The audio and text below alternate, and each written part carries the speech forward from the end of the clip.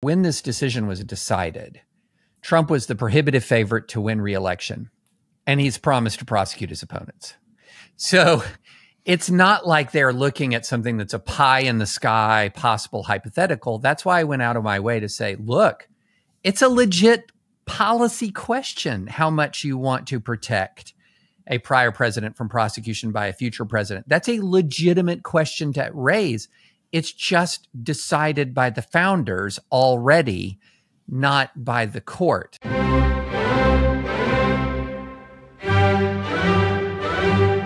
Welcome to Beg to Differ. I'm Mona Charen, syndicated columnist and policy editor at the Bulwark. And I'm joined by our regulars, Bill Galston, who writes for the Wall Street Journal and is affiliated with the Brookings Institution, Linda Chavez of the Niskanen Center, and Damon Linker, who writes the Substack newsletter Notes from the Middle Ground. Our special guest this week is David French, who will be joining us in a little while to discuss Trump v. United States. But first, we are going to begin with the campaign. We now have the Democratic ticket.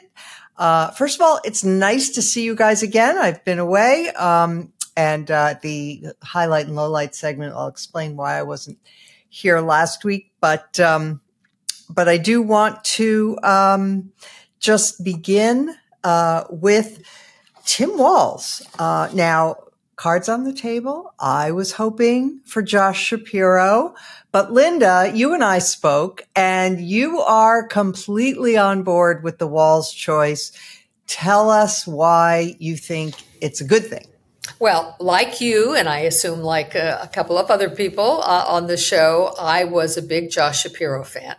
But, you know, I watched the whole introduction. I watched him come out on stage. I watched Josh Shapiro, first of all, introduce Kamala Harris and Tim Walz.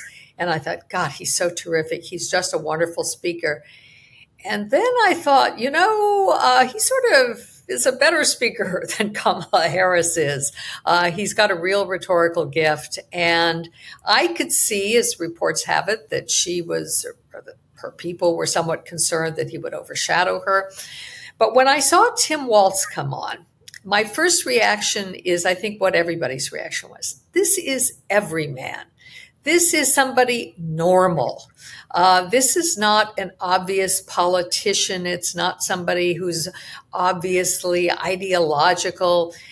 He looks like, talks like, has an affect like middle America. And the more he talked, the more I listened to him, the better I felt. Then I started talking to some of my friends who are Democrats, unlike me. Your private focus groups, Linda? my private focus groups who come, you know, from my history when I was a Democrat and working for a teachers union. And I think they were quite excited by him and by that pick. And I think I've said on this show before that teachers are the shock troops of the Democratic Party. They are the people who do the work to get people to the polls, to, you know, make the phone calls, do the mailings, do door to door. And Josh Shapiro had a problem with the teachers union. It happens to be a problem that I admire him for. He's for school choice. But nonetheless, I think her picking him was a good thing. And I think he just is warm and funny. And I love seeing the clips of him with his daughter, Hope. Hope and Gus, I think, are his two children's names. And I just, you know, I ended up feeling quite comfortable. Do I agree with him? No, I don't agree with Kamala Harris on most things. But given the alternative, I think that he is energizing this party in a way that it needs to be energized. Damon, I have to say the part of his introductory speech in Philadelphia that I thought was the most affecting was when he talked about IVF. And he said that he and his wife had struggled with fertility and that when they were able to bring home their daughter, they named her Hope. And I thought that was beautiful and touching. I wasn't completely thrilled about the reference to the couch vis-a-vis J.D. Vance. I mean, there are enough true things that you can go after Trump and Vance on. You don't need to use fake news, literally. But I don't know. People can differ on that if they want to. Okay, I think Linda accurately described the strengths of Tim Walz, the everyman quality, the sincerity, the relatability. He's got some weaknesses, though. You want to tackle those, like the George Floyd protests, how he handled that. He was very late to call in the National Guard, some say. Right. And, but of course, you know, Trump has stepped on his own toes on that now because he apparently praised him for how he handled it at the time. So Trump will always get in his own way. So it will not be as easy for the Trump fans ticket to go after him on that now as it would have otherwise. There will always be a clip to play in response. I too, you know, obviously anyone who follows politics is going to respond to what they saw at the Philadelphia rally when he was introduced on the stage with Kamala Harris and his subsequent appearances and say, that's a guy who's got something. He has that spark, that charisma, and as Linda said, a kind of the everyday Midwestern guy feel to him that makes him very relatable. He is funny, which is unusual, and Trump has that in his sinister way, but he is amusing. And that is part of his appeal. Yeah, it's not to me, but I understand why some people love to kind of guffaw with Trump. But, you know, Walz has that too.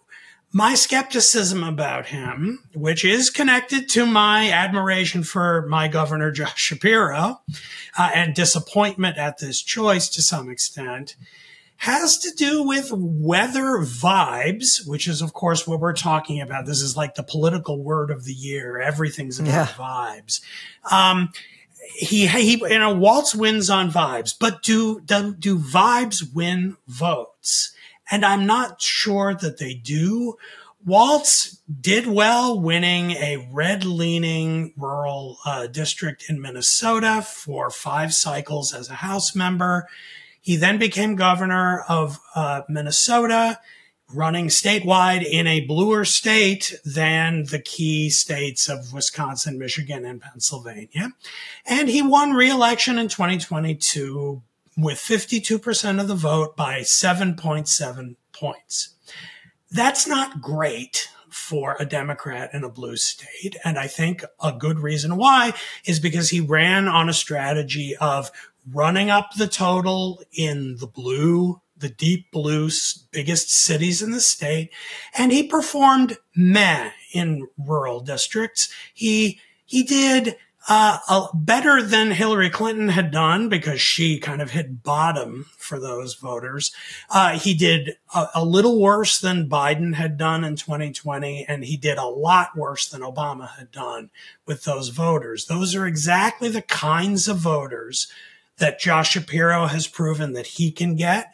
And they're the kind of voters that Amy Klobuchar has proven that she can really get. In 2018, she won re-election by 24 points. Wow. So by those standards, Walz actually underperforms with exactly the people Harris needs to woo to her side to win this. Now, there are all kinds of other variables at play. So maybe he'll win a little bit more and it'll be enough when combined with other factors. And in the end, no one will care because she'll win and we'll all be just happy and singing our happy tune on the way to Inauguration Day in January. But if she falls short and loses because she loses Pennsylvania, this will be a rare case where you really could look back on this and say, that was the mistake, was picking him instead of Josh Shapiro. Not guaranteed she'd win Pennsylvania for her, but he's shown that he can win more of those voters, I think, than Walz. Okay, Bill,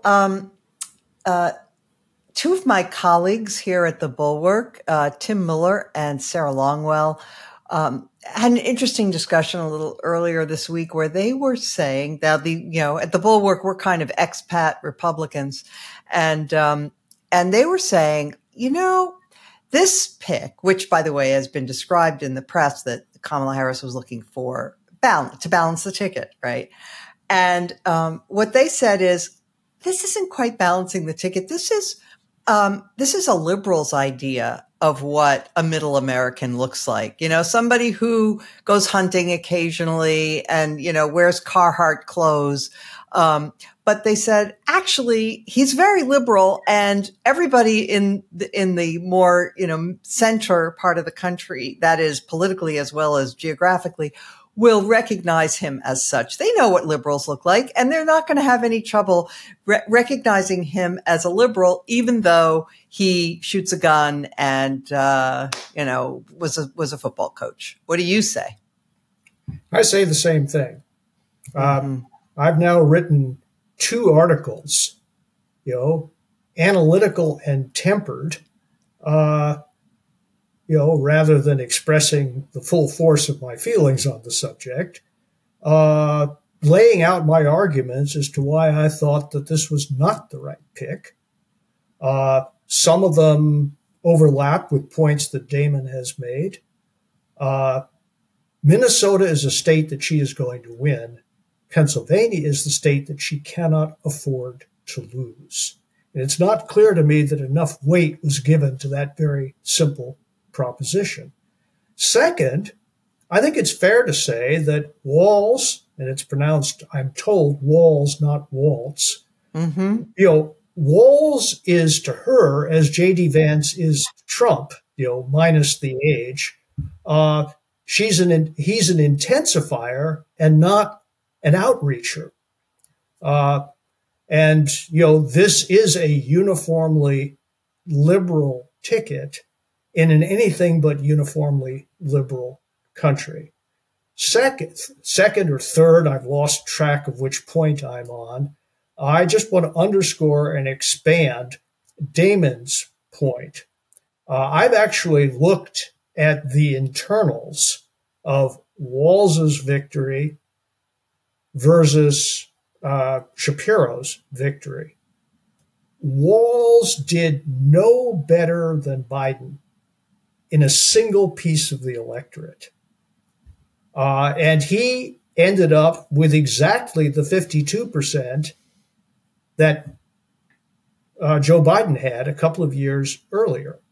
By contrast, Josh Shapiro ran 7 points ahead of Biden. And he outperformed him in the rural and small town areas by that margin. And he was ahead of Biden in virtually every category. You know, I'll refrain from the lawyer's Latin, but the matter speaks for itself. Third or fourth. Wait. Let me push back on that for a second, Bill. Yeah. Shapiro had the advantage of running against a lunatic. So that has to be, you have to play that into this. The Mastriano was an election denier who had filled buses full of people to go to January 6th. He was so extreme that he probably did some of Shapiro's work for him. No? I can't deny that, but I think that has less explanatory power in the small town and rural, very Trumpy areas than it does in the 2 big cities that have so many of the votes.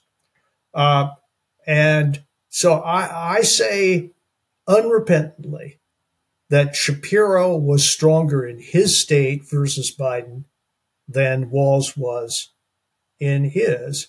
And finally, you know, moving from vibes to facts, I do think that the Harris campaign has underestimated some of the weaknesses of this candidate, which I am sure the Trump-Vance ticket will seek to exploit, including, you know, driver's licenses for illegal immigrants. And whatever we want to say about that as a policy matter, there are large swaths of the country where that just simply doesn't play very well. And I could walk through his record pointing out other things like that. The argument that he's a liberal's idea of a Midwestern moderate that's the line I was going to use myself. I decided for reasons of personal relationships with various of my Democratic friends that I wouldn't. but it is God's honest truth. I really think that, that the two of them, Miller and Sarah Longwell, got that right. So he is a safe choice that didn't raise any hackles with the organized groups in the party. But I can tell you this, a lot of Jews who are not conservatives are quietly very troubled by the whispering campaign against Shapiro, in which we now know the Trump campaign participated covertly with some of the progressive groups who were on point. I am, I'm not a happy camper. I think this was the first unforced error of her campaign.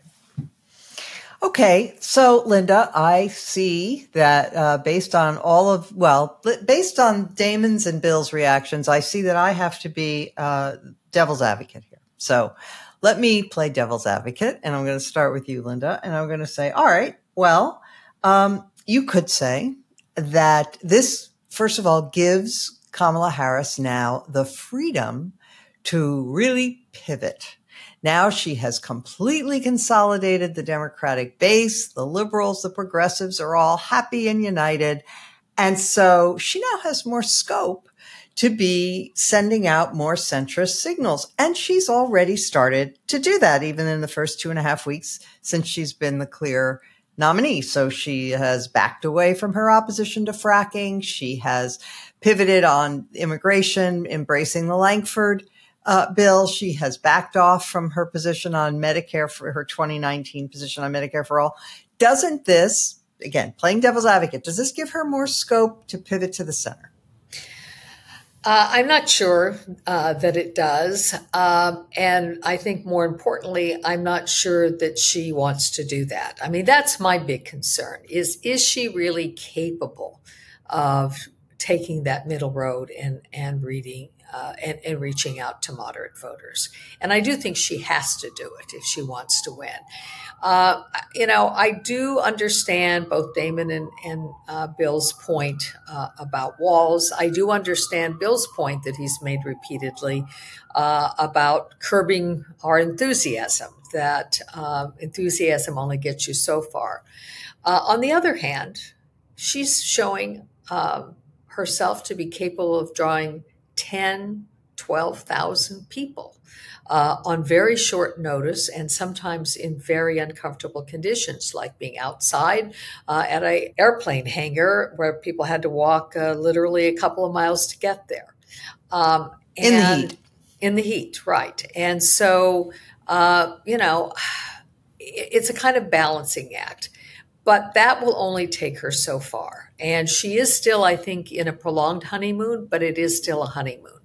And they haven't really started to hit her aggressively with the kind of attacks and ads. Trump has flailed about that. He's, instead of attacking her for liberal positions, he's questioned her racial identity. But at some point, I assume they're going to get more competent over on the Trump campaign. And then it's going to be a matter of her defining herself. And the one criticism that Trump has made that I think is legitimate is that she hasn't had any press conference yet. He's busy as we're recording, having a press conference down at Mar-a-Lago. And she does do a really good job on the stump. She's very good at reading the teleprompter. She puts enthusiasm into it. She's a good rhetorical speaker, but she's also got to be able to handle tough questions thrown her way and do it in an articulate manner. And that's my biggest worry right now.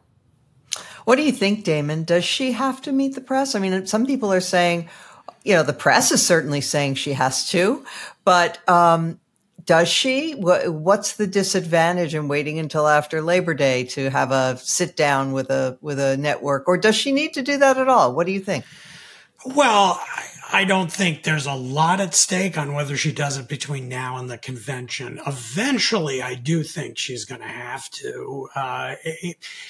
First of all, because of just expectations that the Trump people are going to keep hammering her on this.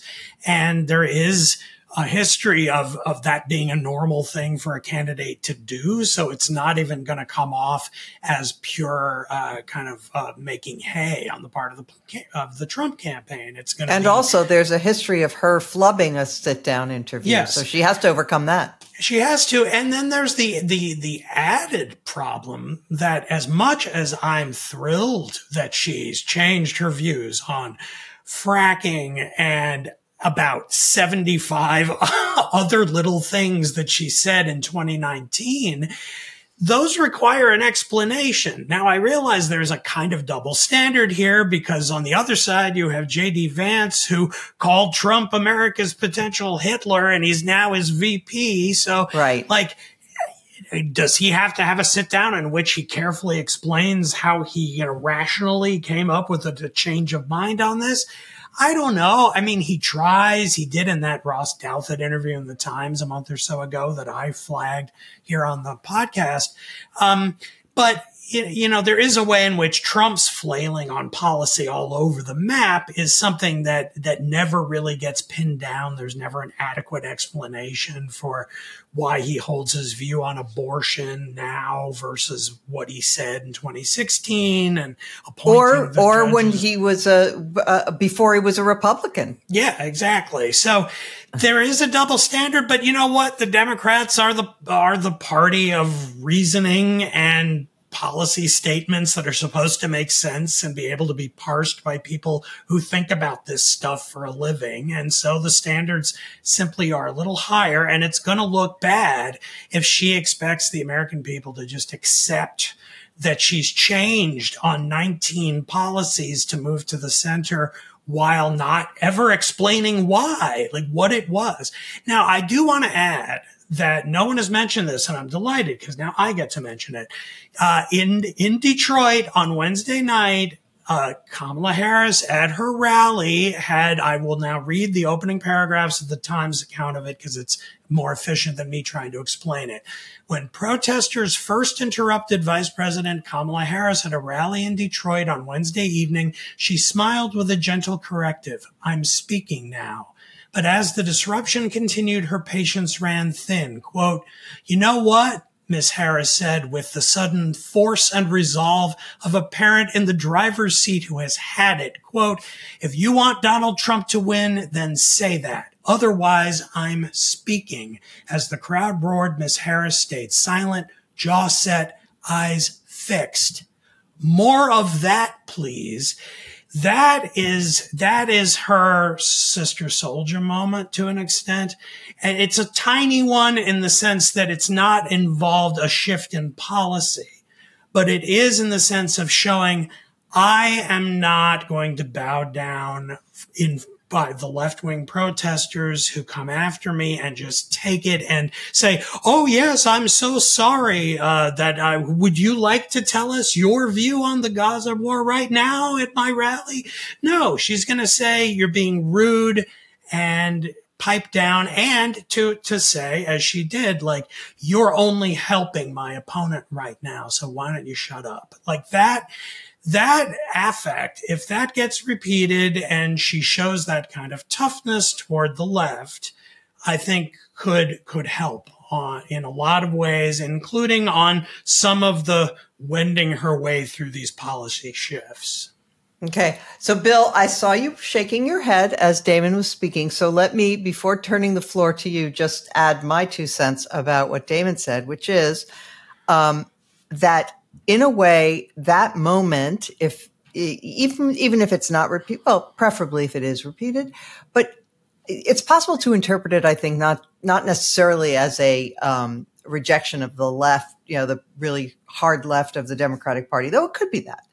But it could also just be the kind of moment that some of us recall from 1980 when Ronald Reagan in Nashua, New Hampshire, sort of fiercely, said, "I'm paying for this microphone." The reason that was so effective was that it showed leadership. He was in command of the moment. And Kamala Harris was in command of that room with thousands of people in it. And that's leadership. What do you say? I will let your point speak for itself, and simply say that reflecting on, I think it was your conjecture about the opportunity to pivot. Mm-hmm. I think that's the way this sub-segment began. I want to say two things about that. Number one, there are about 1 million videos out there from 2018, 2019, and 2020. Do you think the Trump campaign is going to withdraw ads using those videos just because she said, I don't believe that anymore? They're just going to keep on hammering away. And they will make the point that not so long ago, that is not only what she believed and campaigned for president on. And so I think, I think Damon's point, namely, she isn't free just to say, I don't believe that anymore and leave it at that is a political reality. I really believe that. Number two, yes, she does have an opportunity to pivot. And the question is now, in which direction? Let me read you something that also pivots off her visit to Detroit. This is from the Jerusalem Post, and it says, Vice President Harris's campaign is doing damage control on Thursday morning, reaffirming her support for Israel after initial reports of her meeting with pro-Palestinian leaders before a rally in Detroit suggested that the vice president expressed an openness to an arms embargo for Israel. I suspect that I'm not the only person on this panel who is aware of this exchange. And of course, Phil Gordon and everybody else is now busy cleaning it up. He's her foreign policy advisor. Exactly. And he's I know him. He's a good guy. He knows better. Suffice it to say, I have to believe that something happened during that exchange that is now forcing the campaign to do official cleanup, complete with quotes from Phil Gordon. Well, you were saying, which way is she going to pivot was exactly. Your question. And it is just as possible that she will try to placate the portions of the base that are unhappy with her by tending in their direction, as it is that she will move in the other direction. And so at this point, I don't know what to think. Well, what do you make of the fact that she did pivot toward the center with rejection of all of those things she said in 2019? Well, I mean, she's already done that. I can give you a one-sentence explanation of her change on fracking. And that is that it is a very important part of the Pennsylvania energy economy. Yes, but you could also do a one-sentence explanation for picking Josh Shapiro, and it's the same explanation, namely Pennsylvania, and she didn't do that. Well, okay. And, and I can give you a one-sentence reply. And that is in both cases, she did what the politics of the moment required. And in the politics of the moment, the hammering that she was getting from certain quarters over Shapiro's views on Israel and public education was doing the work. So, look, I'm sorry to be the skunk at the garden party. Alan Greenspan's famous phrase, irrational exuberance, leaps to the lips here. I think we have to be cooler analysts of the situation and, consider the possibility that conventional wisdom has moved as a herd, and we have a choice either of moving with it or raising questions about it. Okay, Linda. Were you part of a herd? Oh, yes. I'm just a sheep and I just sort of follow. Look, it is true that I want there to be a chance of defeating Donald Trump. There's no question about that. It is, important to me. And therefore, I've said many times I wouldn't have picked Kamala as the candidate. In fact, listening to Josh Shapiro, I thought, yet again, wouldn't it have been great if there had been a nominating convention and he'd been able to be the nominee? If she does not pivot, if she does not move to the center, she will lose the election. There are not enough hardcore Democrats to elect her. It is really up to that, slight segment of the population that moved to Biden when they were fed up with Trump. And she needs to get those people back. And not sure anything she's done yet. I mean, obviously, Walz is supposed to appeal to white guys and hunters and, gun owners, et cetera. But she's got to do some things on policy. And her message of freedom, and we won't go back. Again, those are bumper stickers, and she's got to come up with something more that is going to convince people that she is indeed willing to move to the middle. Damon, let me ask you this. Assuming that Kamala Harris listens to this podcast and decides, you know what, it's really not enough for me to say that I don't believe in banning fracking anymore and that I'm no longer endorsing Medicare for all and, whatever, and that I'm pivoting, that I need to have an explanation. What would you suggest the explanation should be? It can't be, I looked at the polls, right? To be honest, I have never worked in the role of a political strategist, and it is not a career path for me. I am not suited to it. I know the answer is I looked at the polls, and combined with the fact that the Democratic Party went a little nuts in 2019 and 2020, and she followed it that way. I mean, the Democratic Party, while Trump was president, really, and I don't mean all Democrats, because who won the primary? The one moderate guy on the stage, Joe Biden. So I don't mean to impugn the party as a whole. What I mean are the groups, basically the activist core of the party. Under Trump were constantly triggered. They were shocked by Hillary Clinton's loss. They were appalled by what they saw as a huge moral backsliding toward the bad American past of racism and xenophobia and so forth. And they reacted to that by basically tripling down on the most, extreme version of progressive wish list items across the board. And what you saw on the debate stages through the summer and fall of 2019 during the Democratic debates was a kind of race among a dozen people to prove I'm the most progressive person here. And she was a part of that. She took part in it.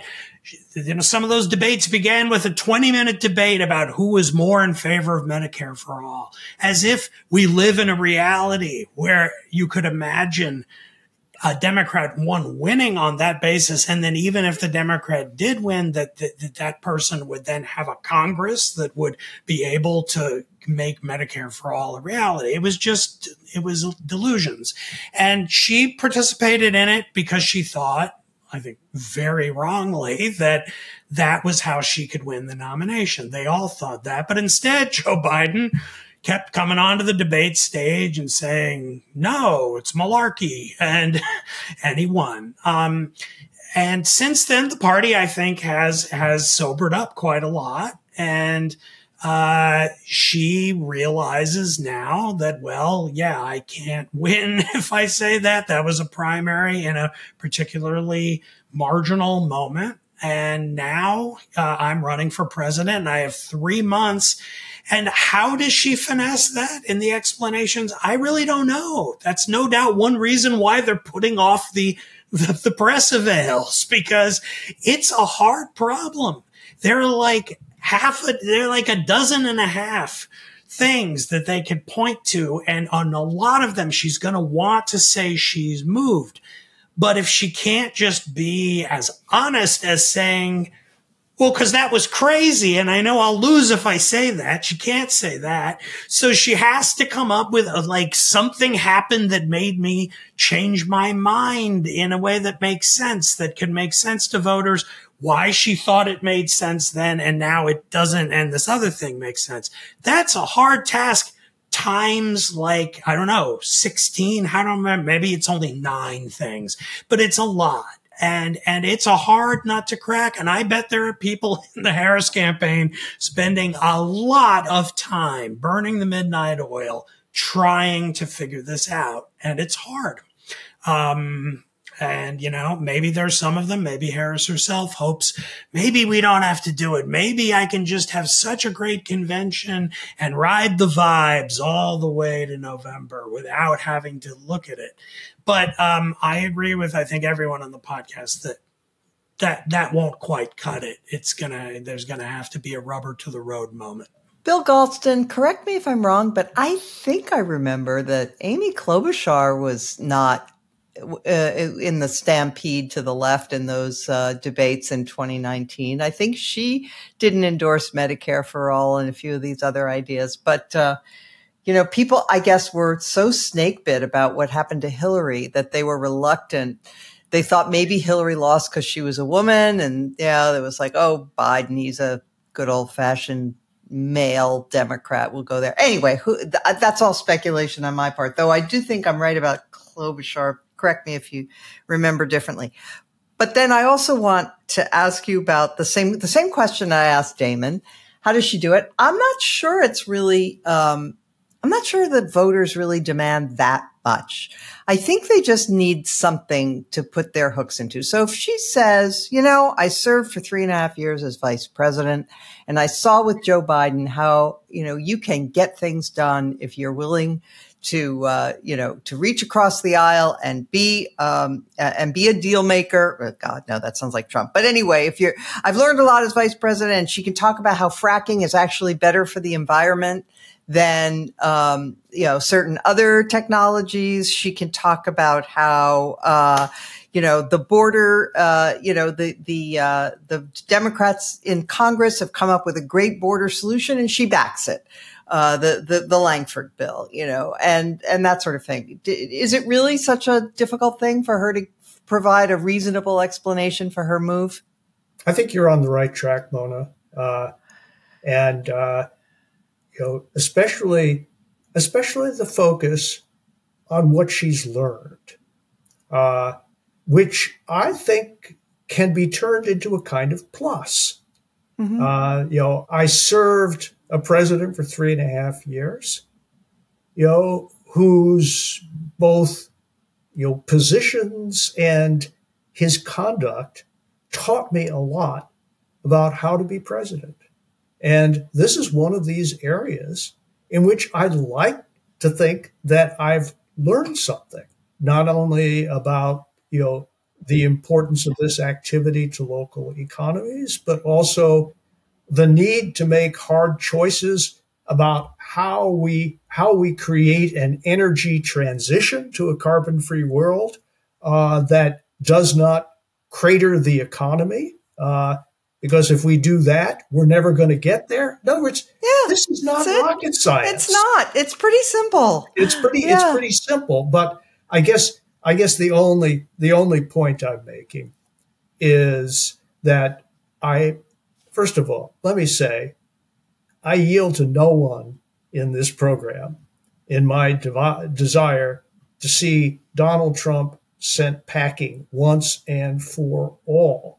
And everything I'm saying is in the name of my views as to how she can become a stronger candidate with an even better chance of doing that. This is, and I do think, I do hope that she comes to the conclusion that she will be stronger if she explains herself than if she comes to believe that the need for an explanation will simply go away and it will be a vibe election for the next 89 days or whatever it is. Linda Chavez, as the only person on this panel who has actually run for office, yes, I would like to hear your views about how a candidate should handle this situation. Well, I wouldn't know because I lost it. I lost big time. And by the way, I don't think I changed my position on anything. I think I may have fudged a little about whether I would support a constitutional amendment to protect the U.S. flag, which I thought was a very bad idea. But I think I tried to evade questions on that. I mean, are you pro-flag or anti-flag? Yeah, you mean you're anti-flag, Linda Thomas? I know. But, I didn't change positions. And as a result, I didn't win. I lost it. I didn't just lose by a little. I lost by a lot. I only got about 40% of the vote, just under 40% of the vote. All right. Well, okay. Let's now hear from our sponsors.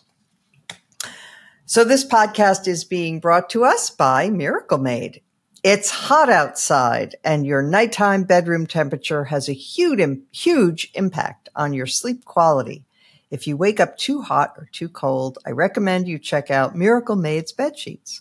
Miracle Made sheets are inspired by NASA and use silver-infused fabrics that are temperature regulating so you can sleep at the perfect temperature all night long. Traditional bed sheets can harbor more bacteria than a toilet seat. It leads to all kinds of diseases. Miracle Made offers a whole line of self-cleaning antibacterial bedding, such as sheets, pillowcases, and comforters that prevent up to 99.7% of bacteria growth and require less laundry.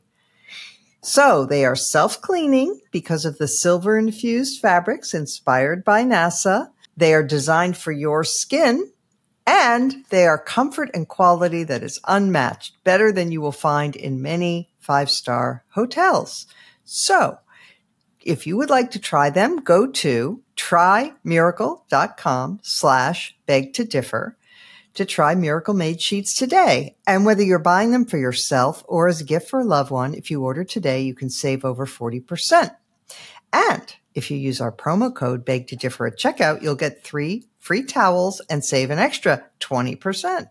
Miracle is so confident in their product, they back it with a 30-day money-back guarantee. So if you aren't 100% satisfied, you'll get a full refund. Upgrade your sleep with Miracle Made. Go to miraclemade.com/beg-to-differ and use that code BEG-to-differ to claim your free 3-piece towel set. Again, try miracle.com/beg-to-differ. Treat yourself, and we thank Miracle Made for sponsoring this episode. And now we will move to our next topic and welcome David French, New York Times columnist and podcaster extraordinaire.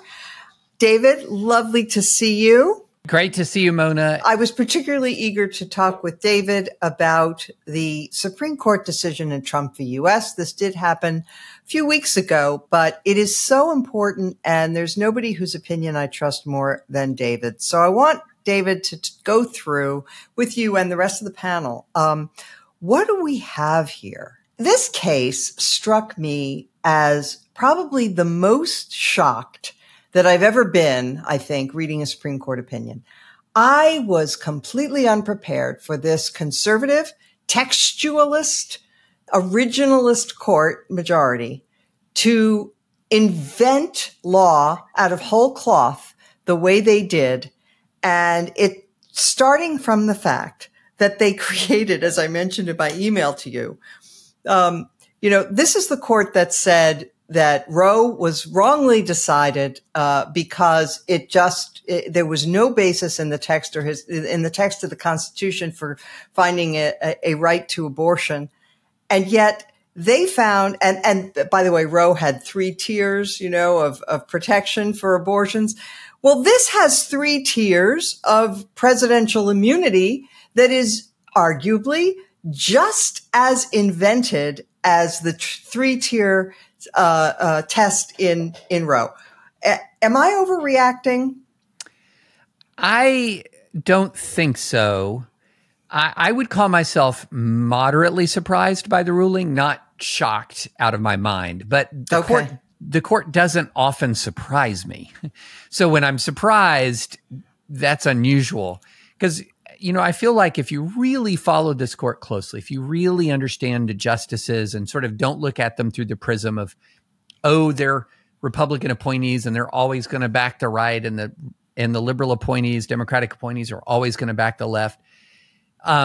If you look at it robustly with their actual jurisprudence, you've seen that the Republican appointees on the court have not, in fact, always backed Donald Trump or the right. And they have many times disappointed MAGA to the extent where DeSantis was even running criticizing Trump's choices of Gorsuch, Barrett, and Kavanaugh. So I did not see the court through the prism of this is an institution that is MAGA, that is Trump sympathetic. And that's one reason why I did not think the immunity ruling would come out the way that it did. That's why I was surprised. And it is atextual. It is not textual. Just to take one point of this, Article 1, Section 3, Clause 7 of the Constitution says, judgments in case of impeachment shall not extend further than to removal from office and disqualification to hold and enjoy any office of trust or profit under the United States. But the party convicted shall nevertheless be liable and subject to indictment, trial, judgment, and punishment according to law. Now, obviously, Trump was not impeached and convicted, but this ruling actually modifies that clause. It does. And so that's why I said it's atextual. It's more than atextual. In many ways, it contradicts the text, which originalism is not supposed to do. And so this was surprising to me, and it was, I think, dangerous. Absolutely. And the court's rationale for creating this enormous zone of immunity from any kind of criminal prosecution for the president is based on separation of powers and the idea that the president has to have, I forget the exact wording they use, something like he has to be fearless in the execution of his duties or something like that. And the fact is, as the dissent objected, wait a minute, don't we want presidents to be, first of all, the president has the benefit of lots of counsel about what's legal and illegal before he acts. He can always say that the attorney general told him that what he was doing was legal. So that would be an affirmative defense. But in any event, don't we want presidents to be more constrained in their use of the vast power that we give them?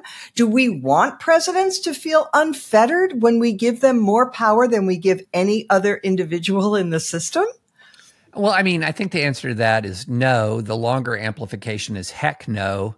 But we do not want them to have that degree of autonomy. But I would even question the premise that says that unless we give them this level of immunity, that they won't be able to act fearlessly. And I'll just go to the example of generals in the military. General Mattis, when he was commanding, I believe it was a Marine brigade in the initial invasion of Iraq, he acted fearlessly time and time and time again, and boldly and decisively.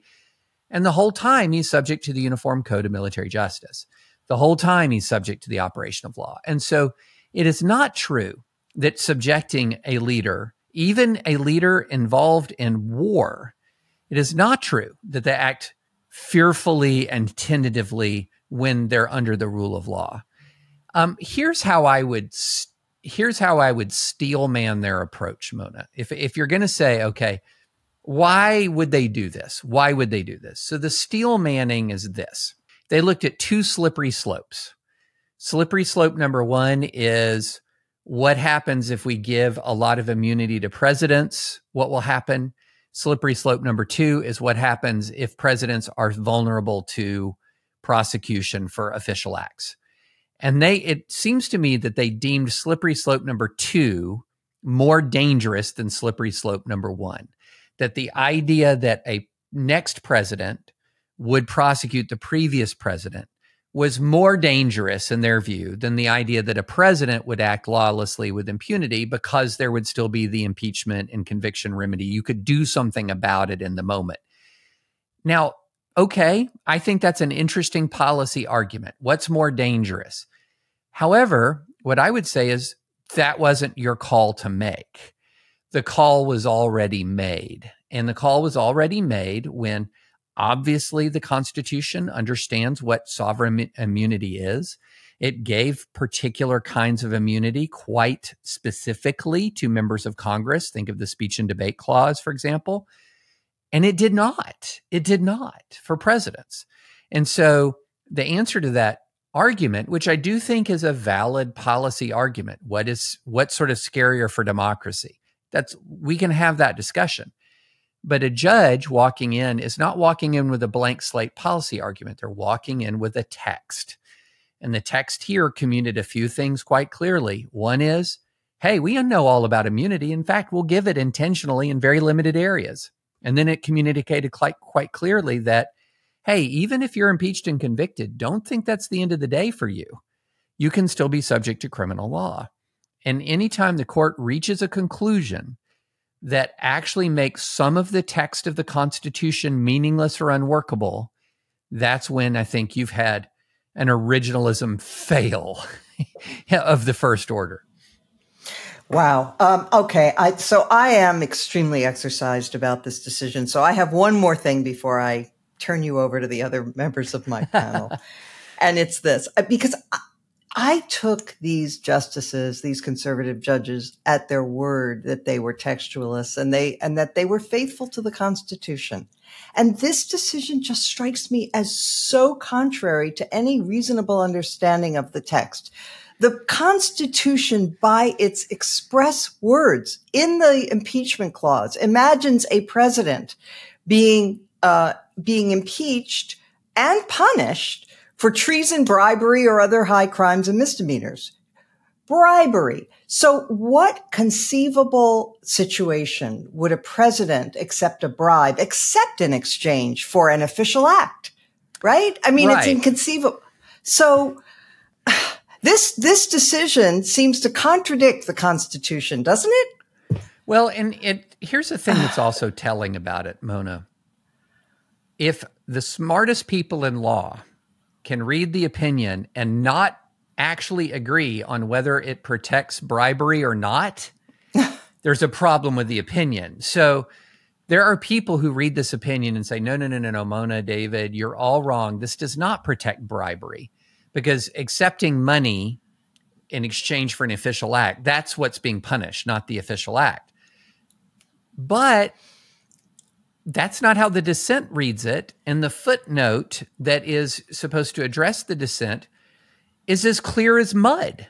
Right. And so it would have been so easy to write a footnote that says, our dissenting colleagues are wrong. Bribery can still be prosecuted. Right. But it's not nearly that clear. So I read it and I think, well, if it's bribery for a core function, like I'm going to pay you $5 million to order a drone strike against a person overseas. Right. Ordering a strike is a core function. So as I read it, if it's a bribery for a core function, scot-free. If it's bribery, and you can't even introduce evidence about the president's motive. Right. No evidence for the president. But if it's bribery about something in the outer evident edge of the official act world, then it's not scot-free. But how do you prove it if you can't introduce evidence of motive? Right. And this is Justice Barrett's problem as well. Justice Barrett's problem was, wait, what are we doing with all of this evidence stuff? And yeah, it is. And so it would be very, very, very easy to write an opinion that says, well, whatever you think about what's official act, a core act, outer peripheral act, bribery, you can prosecute. Like you could say that, but it doesn't say that. And it doesn't. And the other thing that I think is really important about this, because I am not one of these people who says the court's illegitimate, that they're corrupt. No, I disagree with the ruling.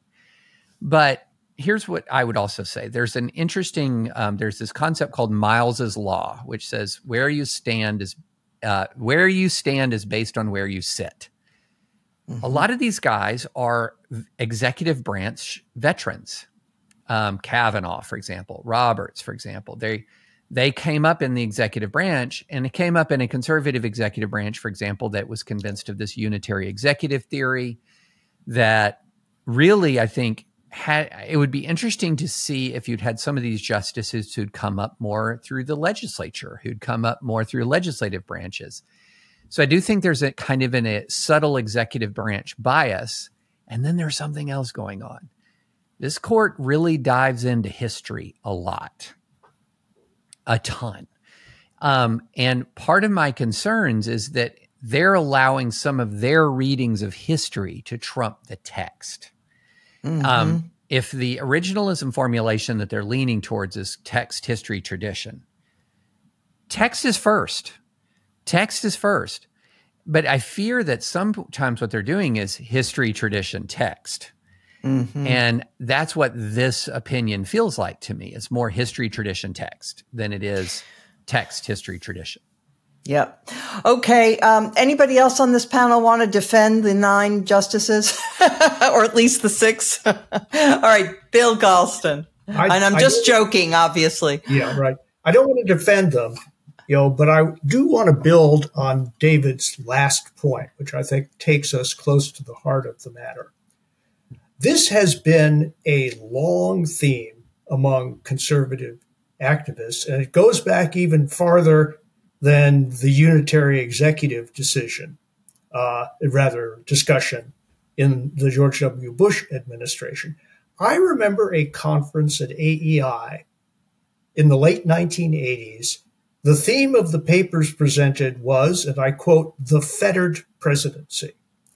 And the AEI at the very end of the Reagan administration, January of 1989, put out a book with that title, with a foreword by Robert Bulwark, in which the clear argument was that Congress and the courts had been busy creating fetters, obstacles to the, to the full and appropriate use of presidential power.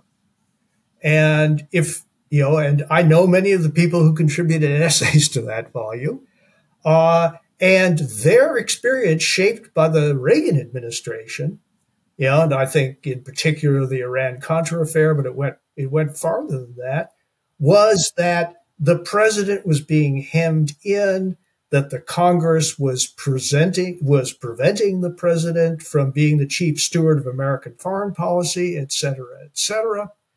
And of course, all the anti-torture activity in the early 2000s, was seen as an imposition on, the president's power to make tough but necessary discretionary decisions in extraordinary circumstances, et cetera, et cetera. And I can't help but see this decision as the outcome of 40 years of movement conservative complaints about unreasonable restraints on presidential power. But I think there was a lot of emotional animus built up on this theme. Well, I think that's a fascinating history, because here's what I would say.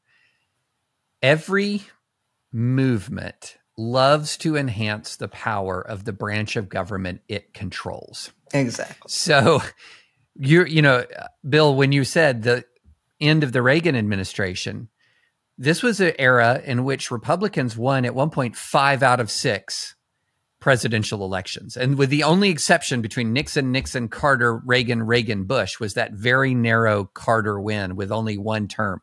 And so it is fascinating to me that, and not at all surprising that, and then the unitary executive theory comes up during the Bush administration. And I don't know if you guys remember in the flush of victory after 2004, a lot of people thought we might be on the verge of an enduring Republican majority. And then, now the interesting thing about text, history, and tradition, it's actually a cousin in some ways to common good constitutionalism, which is this really aggressive form of, quote, conservative jurisprudence that's come out as the Supreme Court has been more firmly conservative. So you have both the justices using a doctrine that gives them lots of discretion, which is this text, history, and tradition, internally gives them lots of discretion. And then you have outside the court this kind of budding conservative legal movement that's departing from the traditional conservative legal movement that wants to cabin justices into a much more limited role. And now they want to expand what justices can do into this sort of the common good constitutionalism. And it's all the same thing. Whatever branch of government you control suddenly needs to be the branch of government with the most autonomy. And you just see this all the time. I mean, Obama, pen and phone, remember that? You know, Democrats fell in love with executive authority around the time of DACA and, you know, all of that. And so when you control a branch of government, the temptation for a political movement is to try to make it more powerful and to try to make all the others less powerful. And this is, you know, part of that human will to power. And apropos of that, you know, the fact is that while the Republicans were winning 5 out of 6 presidential elections, they were consistently losing congressional races, Right, and the Democrats exactly. controlled the Congress. And so they wanted to enhance the power of the executive at the expense of the Congress. Right. Linda, did you want to comment?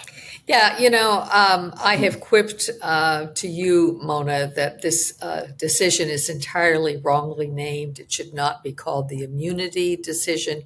It should be called the impunity decision, because what is really being conferred here is a kind of impunity. The kind of impunity, by the way, that the United States has always complained about in non-democratic governments. That when a president can exercise power without having to be held account to a constitution, to normal rules, it's very dangerous, and it leads to a kind of authoritarian government. So I think that's what is going on here. And with respect to Bill's comment about this having come about when President Reagan was in power, I think really what this is really all about is power. It's about whatever institution your party controls, you want it to have more power. And I think what we have really seen in recent years is a degradation and basically Congress really not exercising its own legislative powers and deferring to the executive branch, passing laws and then deferring to executive branch agencies to write regulations that much more thoroughly lay out the terms of what the legislation means. And I think it's very dangerous. And I just don't understand how they could support this and think about what, you know, how they would feel with whether it was a President Obama, a President Biden, or a future President Harris exercising those same powers. Right. Damon, I'm just going to smuggle in one more complaint about this decision. My question to you, because I forgot to mention it with David. But, you know, they also did this one other thing where they talked about the areas. So there's core presidential authority where he's absolutely immune. And then there's the broader immunity, the presumption of immunity in the outer perimeter of his core powers. And there the prosecution would have to prove that prosecuting the president would there'd be no dangers of intrusion on the executive branch. No dangers, as Sotomayor pointed out in her dissent. Well, that's an awfully steep hill to climb, right? So basically, this decision immunizes a huge swath of presidential action. It does, and I really liked a lot of things David said in his remarks, and in the interest of trying to keep this not from, you know, we could have done a whole show just on Trump v. U.S., but a few brief notes on that point, Mona. I think that's right, and to link it up with David's point about this being an outgrowth of an attempt to enhance the power of the presidency when the presidency was the branch of government that Republicans were, very attached to and had a lot of stake in. There is also the added complication that this decision greatly enhances the powers of the Supreme Court as well, because they're the ones who have to make all these judgment calls. Wait, is this immune? Is it an unofficial act, official act? Is it an intrusion or not? And so you have this kind of then potential future collusion where you have a president who becomes ever more wayward and exercising what we thought might be illegal powers. And then the decision about whether, in fact, it is a prosecutable offense goes to the Supreme Court, where they get to make the call.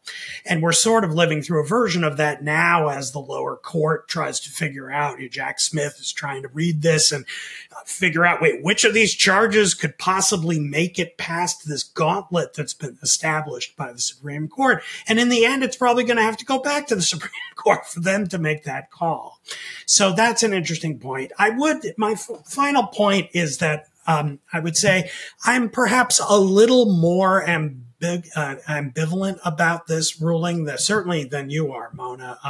I think I sensed a little bit of hesitation in some of what David was saying, so maybe he and I aren't that far apart. I sort of follow Jack Goldsmith and all things related to these questions. And he also, I think his response was also sort of ambiguous about the awfulness of it.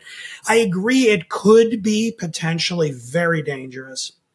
But that second slippery slope that David mentioned, the slippery slope of now that we've had an executive who has been prosecuted for crimes, we are now on the far side of a threshold we have never been before. And, is it conceivable to imagine in the last generation, we had a lot of people on the left who would have loved to bring George W. Bush, Dick Cheney, and others in the Bush administration up on charges of crimes for the Iraq War, for torture, things like this. Is it conceivable that there could be a kind of left-wing Democratic president who would try to do that after a controversial war, saying, well, we did it with Trump, now we can do it with this person, and then let alone the completely potentially frivolous things that a Trumpian Justice Department might try to do in prosecuting a Joe Biden or some other Democrat down the road. And given that we're past that threshold, I have some real empathy for the justices in thinking we have to somehow set up some guidelines for what's in play, what's ruled out of play, and then this ambiguous area in the middle where we have to just make the call on the basis of the facts in that particular case as it comes up. Like, I feel for them and having to do that, and it's not something I would have anticipated 6 months ago, where I thought, of course, Trump can't be immune for what he did on January 6th. You've got to be kidding. If anything should be illegal, it's a self-coup. And yet, reading the decision, I sort of was like, yeah, these are real problems that we now face because you're not supposed to have a president like that. Well, so anyway, I'll leave it at that. One thing to amplify on your point, Damon, is also remember when this decision was decided, Trump was the prohibitive favorite to win re-election, and he's promised to prosecute his opponents. So it's not like they're looking at something that's a pie in the sky, possible hypothetical. That's why I went out of my way to say, look, it's a legit policy question how much you want to protect a prior president from prosecution by a future president. That's a legitimate question to raise. It's just decided by the founders already, not by the court. That's my main point. If we want to reopen it and have a conversation about a constitutional amendment, let's have that conversation. But I will also note that I do think that the concerns about prosecuting people like, say, George W. Bush for war crimes or whatever, is just really overblown. It's just really overblown. Look, I read all the articles back in the day about Bush and his alleged war criminal status. They were laughable. They were laughable. I mean, it's, and so a lot of this stuff is just like, okay, We went 200 plus years without this conception of immunity. And guess what? We've also had 200 plus years of experience with governors not having this immunity and being able to be prosecuted and actually being prosecuted. And gone to jail. And gone to jail without American democracy collapsing in on itself. In fact, it's enhanced American democracy. And also we have examples from foreign countries that are democratic advanced countries that do actually prosecute former presidents. And they have not collapsed into banana republics. I do know that banana republics exist and they prosecute leaders, but we're not that. And our peer countries are not that. And so we actually have a lot of like real life living examples of how to hold chief executives accountable without collapsing democracy. Beautifully said. Thank you so much, David. With that, we will turn to our highlight or lowlight of the week, and I'll start with Bill Galston. Well, my highlight is that I'm still on Cape Cod. My lowlight is the replacement of the assassinated leader of Hamas with Mr. Sinwar, who, if anything, is worse. And there was actually a contest to replace, Mr. Hania. And the guy who lost was the favorite of Turkey and Qatar. The guy who won, Mr. Sinwar, is the favorite of Iran. So I really do not know what Mr. Netanyahu was thinking, but whatever he was wrong. Okay. Linda Chavez.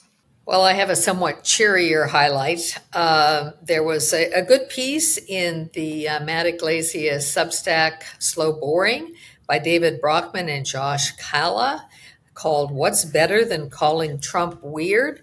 It's based on their research that shows that telling people what they already know is not very helpful, doesn't move people in the direction you want them to go. And whether or not you think Trump is weird, people have already made up their minds about Trump. So trying to define Trump as anything is probably a fruitless task. And their suggestion is that if you want people to support Kamala Harris, then you've got to begin to define her. And they've got to be convinced that she is interested in the kind of kitchen table issues that ordinary people are interested in. I thought it was a good piece and worth reading. Okay. Damon Linker. Well, 6 months ago or so, my highlight was a novel by the novelist Paul Auster called Baumgartner, which I liked very much.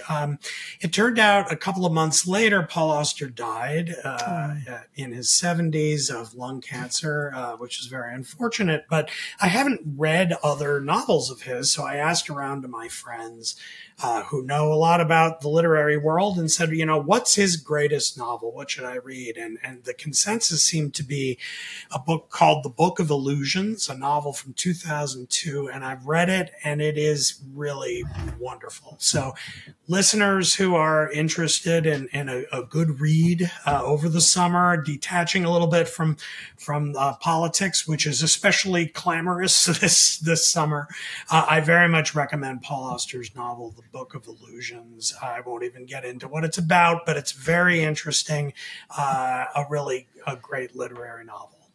Thank you for that. David French. So I got a very similar highlight and lowlight. Highlight, okay. USA. We're up in the medal count, the overall medal count, defeating the People's Republic of China right now. We have 25 more medals as we're recording this podcast than the Chinese do overall. So that's the clear highlight. Yes. There's nothing like the Olympics to put me in the Team America mode of America blank. Yeah. And then the low light is the Chinese have eked ahead of us in the gold count by 1. Oh no. So they have 28 right now. We have 27. Now we've got big Olympic finals coming up with women's basketball, men's basketball. You can expect some golds. We normally dominate in the relays, in track and field. But if the Chinese eke out a win in the gold count, I'm going to be ticked. And that's definitely going to be a low light. All right. Thank you for that. You know, just in response to that, I have to say that I was away. I went up to Chautauqua last week to give a talk and wound up turning on the Olympics for a brief period. And we were watching tennis, and I forgot how great tennis is to watch. So I used to watch it a lot when I was younger, and I'd sort of gotten out of the habit, and I'm going to get back into the habit because it was just terrific. And the men's volleys were extensive. I always remembered the men just doing a lot of aces, and it wasn't as much fun to watch as women's tennis because women's tennis has so many more volleys, but these men did have a lot of volleys. It was terrific. Anyway, so amen to what David said about the Olympics. I have a highlight/lowlight. So it's a personal matter. My mother-in-law passed away this week. She was 96. And it is a low light for, of course, her passing, but it's a highlight to appreciate the life she led. And I want to say this about her. She was the strongest person that I have ever known. She endured much more than her share of sorrow in her life. She lost a son, a teenage son, to cancer. She then lost her first grandchild who had a heart defect and died right after birth. She then lost a second child to cancer who was in late middle age, and she sat by her bedside every single day during about 6 months of illness.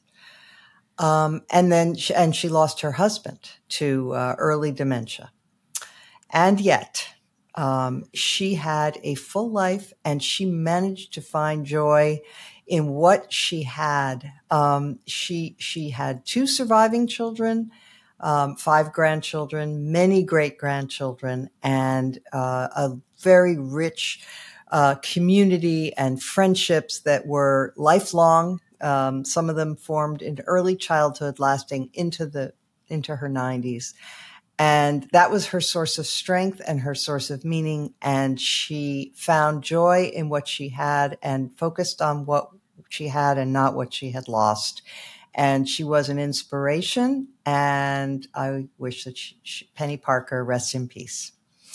And with that, I want to thank our special guest, David French, and my regular panel, our producer, Jim Swift, and of course, our viewers and listeners. And Beg to Differ will return next week, as every week.